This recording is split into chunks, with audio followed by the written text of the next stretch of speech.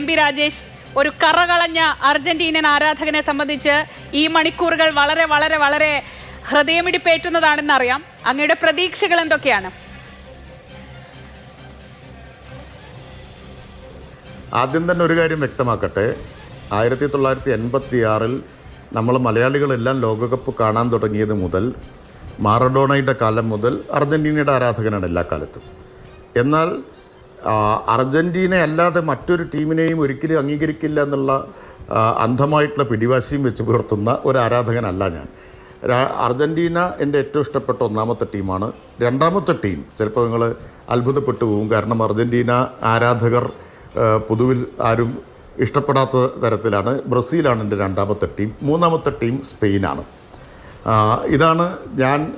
എന്നാൽ ഇതൊന്നുമല്ലാത്ത ഏതെങ്കിലും ടീം നന്നായി കളിച്ചാൽ അത് അംഗീകരിക്കില്ല എന്നുള്ള നിർബന്ധ ബുദ്ധിയുമില്ല. ഈ ലോകകപ്പിൽ തന്നെ ഞാൻ നേരത്തെ കണ്ടിരുന്നത് ഫ്രാൻസിനാണ് മുൻതൂക്കം എന്നായിരുന്നു ഒരു ടീം എന്ന നിലയിൽ.